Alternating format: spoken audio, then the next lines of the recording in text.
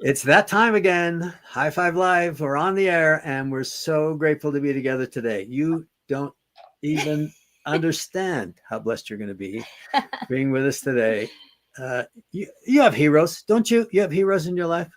Well, guess what?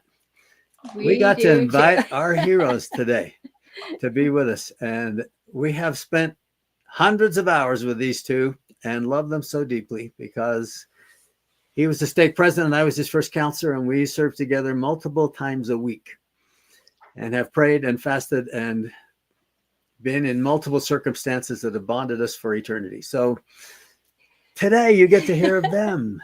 That's right. Bret and Stacey, thank you for being with us today. You are so warmly welcomed by us. And we are so, like Scott said, so excited to talk with you today. I'll just tell you a few things about them. Besides being some of our dear friends and our role models, we have always admired their spark for life. They have so many talents and so many opportunities to influence people. They are the parents of 4 and the grandparents to, is it 12, 11, 12? Let's see where it is. 11. 11, that's right. And they are darling. They are so wonderful. And these two just come up with the most fun things to do with those kids. Yeah. Oh boy. Stacey dresses up in the most interesting costumes. She can have the most remarkable, memorable moments. Well, no, Stacey dresses the president up in those interesting. Yeah. Our Book of Mormon weekends get really interesting. Yes, amazing. Captain Moroni, that's true.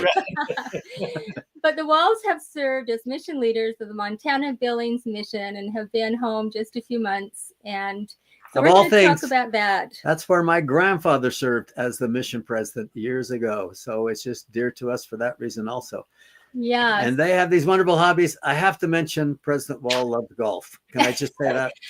And Sister Wall loves to ski. And she loves the winter. So Billings was a perfect call for her. That's right. Well, I think we realized it was a little colder than we expected. Even the horses thought it was cold. So yeah. Right. And they do love horses these days. They do. Well, as we began, do you want to just tell us what it was like to get that call to be mission leaders? Shocking. Yeah, I think the first thing we tell you is it was probably a shock. I was preparing for work one morning, and I always leave my phone in the other room at night, and I picked it up and had a message from the infamous church number downtown, and listened to the message, and it was Elder Holland's secretary asking if we would set up an appointment to come meet with them or meet with him. And I immediately walked in and told her, and she said, "No, it's not." I said, "Stop teasing me." Stop teasing me. He's a tease. Anyway, that was on a Friday, and the next Tuesday we were in his office and just had a delightful conversation. He is so real and genuine, and immediately made us feel so welcome and kind of took all the pressure off. And we thought it was a different opportunity because of COVID. We had been told that they were looking for new sealers to serve in the temple. Under a certain age. Under a certain age, and that somebody had turned my name in for that. So we just assumed it was that. We had no idea that it was what it was. And we started talking 3 years, and Stacey and I looked at each other like, "This isn't temple sealer. This is not." And they never tell you that it's mostly a vetting conversation. Tell us about your life, tell us. And I had just had a fairly serious accident on an ATV and had gone through pretty enormous surgeries to try and fix my leg. And I still had another surgery to go. And at the end, he asked, so tell me about your health. And Sister Wall says, well, he just had some surgeries for his leg and he's got one more. And he goes, oh, he'll be okay. I love it. That's not going to disqualify. So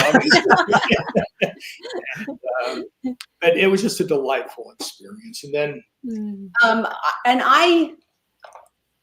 well, he said, how's your health? And I said, it's good. And he had some surgeries, and he was ministering truly to his ministering family on a 4-wheeler. And he said, it looks like you've ministered to lots of people because your name's been, has come to the top. Oh. And I said, okay, can you give me those names that turned us in? And he said, why? And I said, because I have some people I need to toilet paper. And like Elder Holland, he goes, now Sister Wall. I know, I need those names. I love it. Very, casual, very kind conversation. Yeah. We had great feelings for him before, but after that, it was just a special experience. Mm. And then all of a sudden, Billings, Montana. Well, the last comment was, you might hear from us and you might not. And you walk out the door and you think, wow, that was okay. And then a couple of weeks later, President Irene called and met with us and issued the call. And at that time, they don't tell you where you're going. She and I have you've heard the story. We felt we were going back to Germany because my mission was available and we'd had some experience that felt like that. And then, so we really thought that's where we're going. So when the call came to Billings, Montana, she was absolutely, she told me she'd been negotiating with the Lord because she wanted to stay in the West.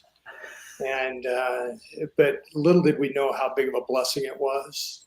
And one of the greatest experiences, and to be around the kind of people we were around and the members, I can't say enough about how dedicated the members are, how consecrated.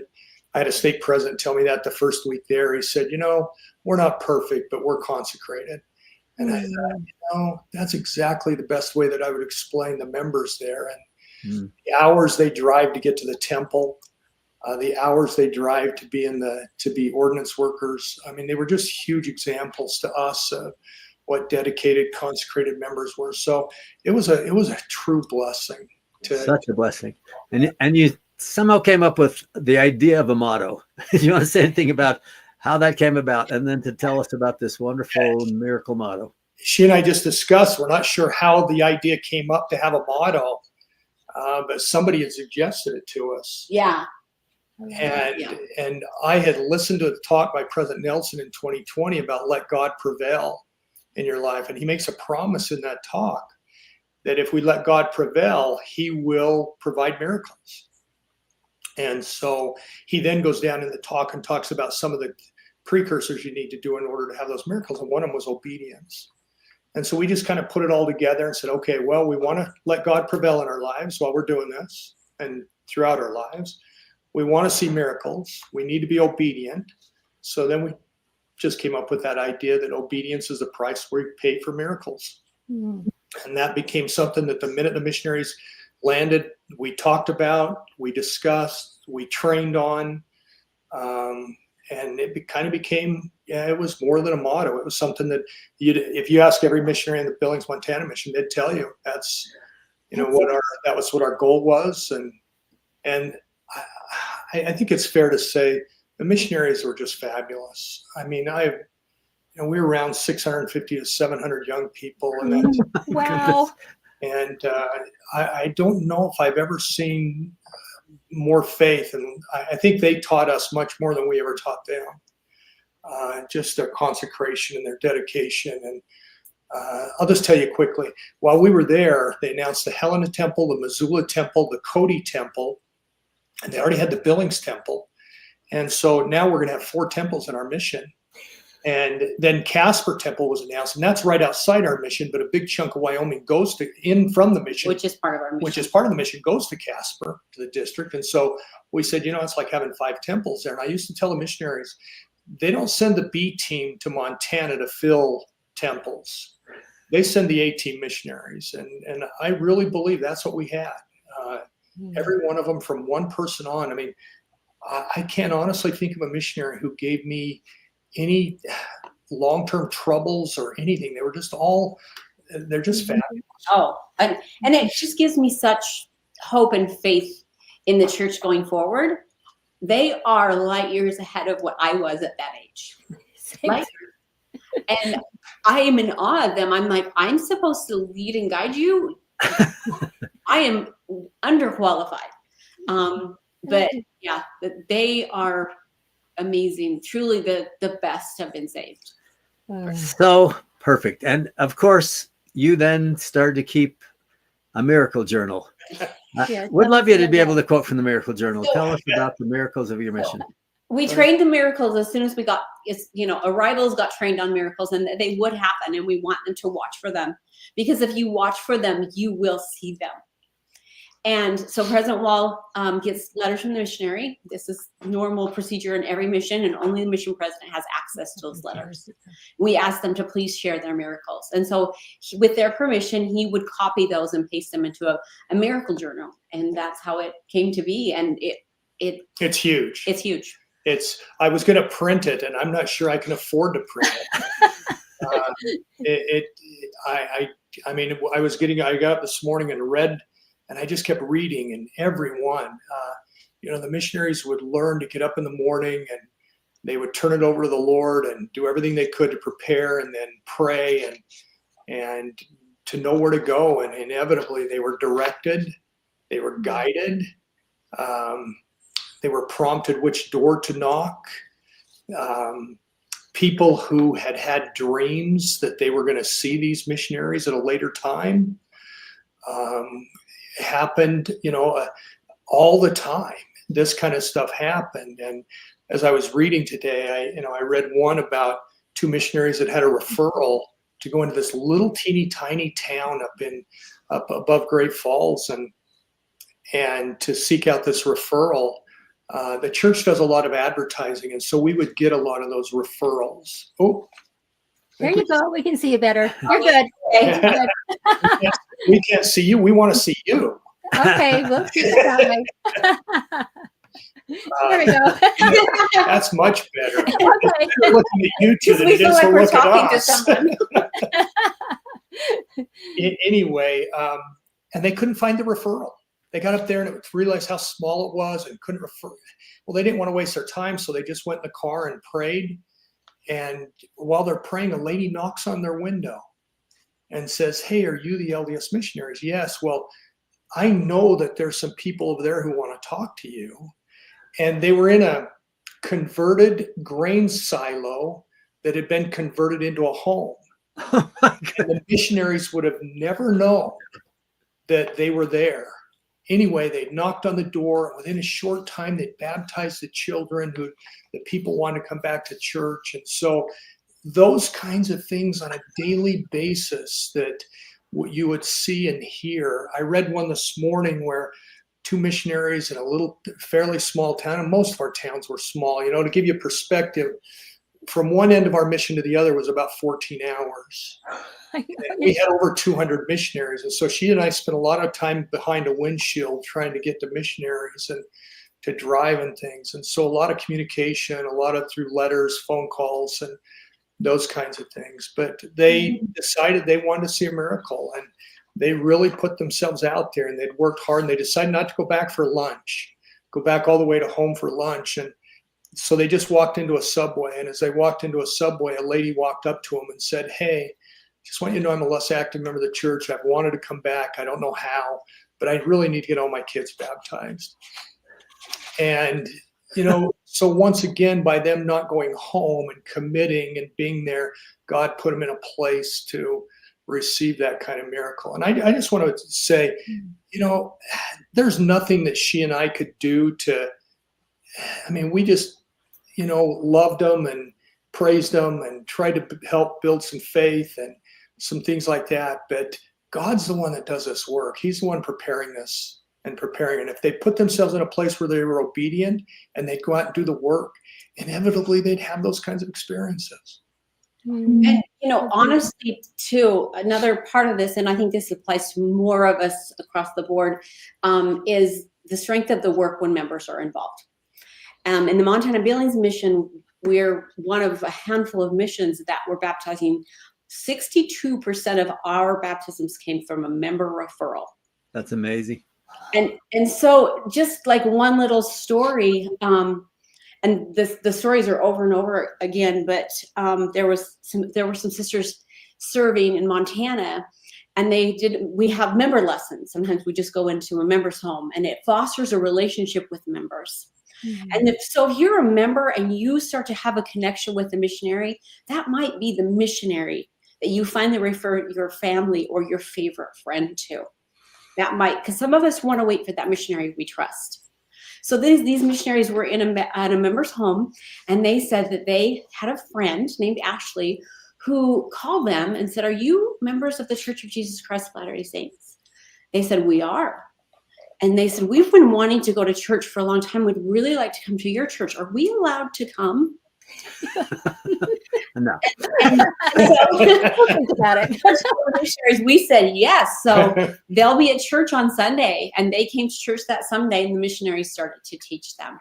But that's a member being a disciple of Jesus Christ and also being open and honest to who they are. We really wanted our missionaries to teach with the members.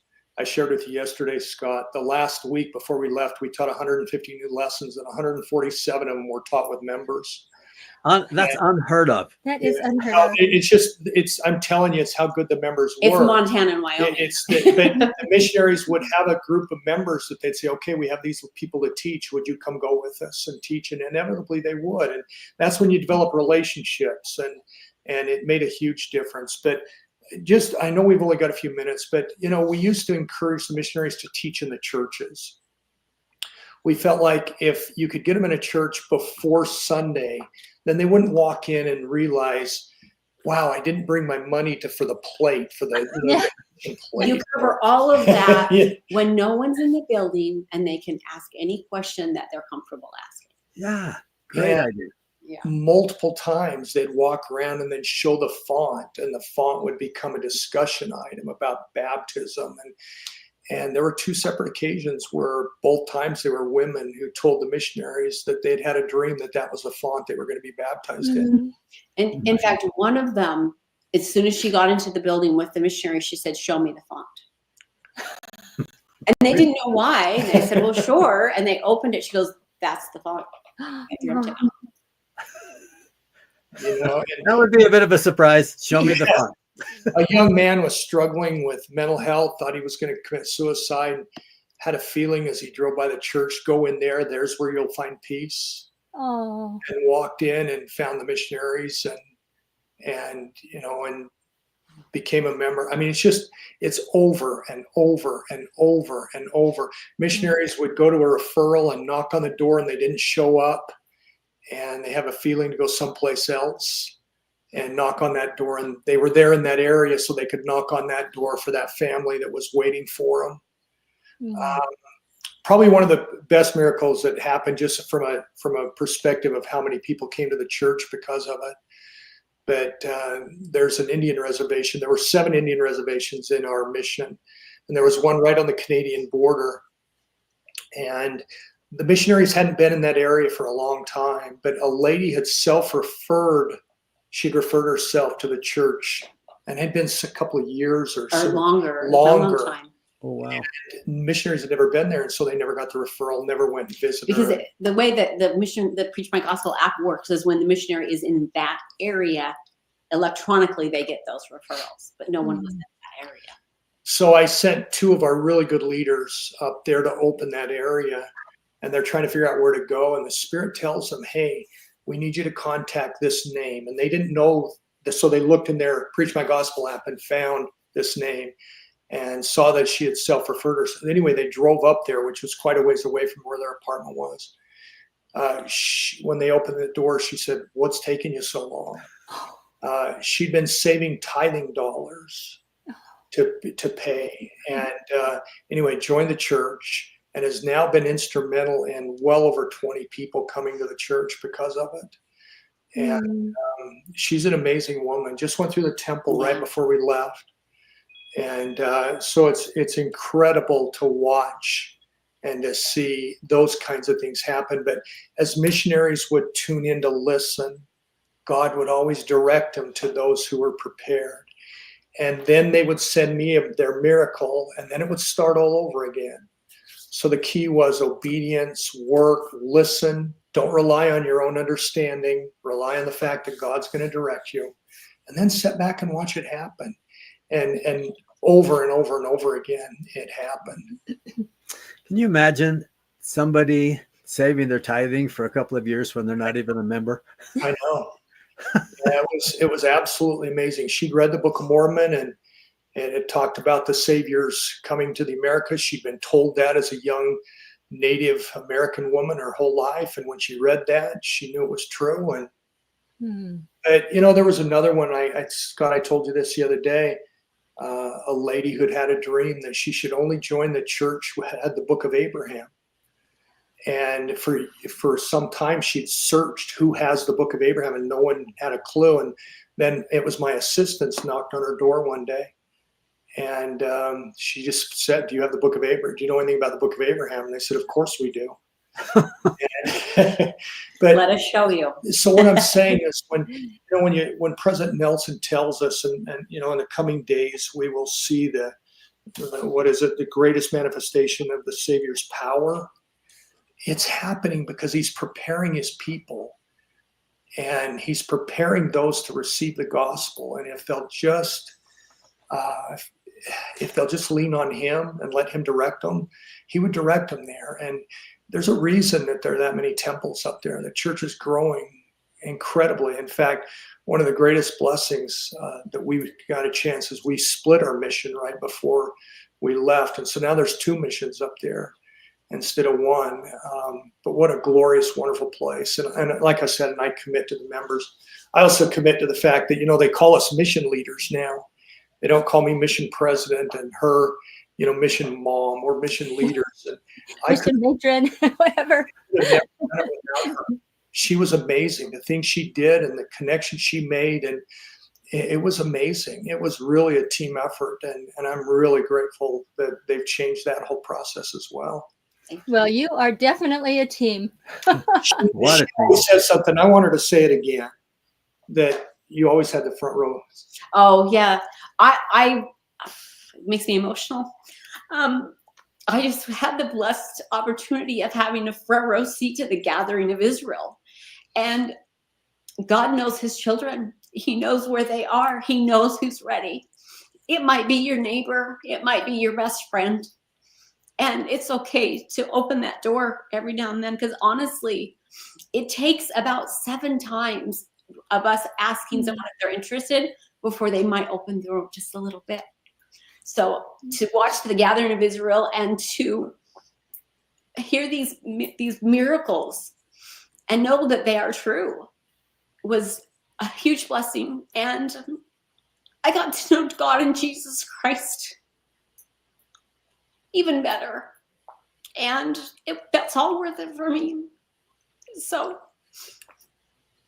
And I think that's the beauty of the call. It benefited us much more than we ever benefited anybody else. It was just a blessed experience to be able to witness the miracles that are happening, and that obedience is the price we pay for miracles. And I don't think it just applies to missionary work. I think it applies for everything we do in life.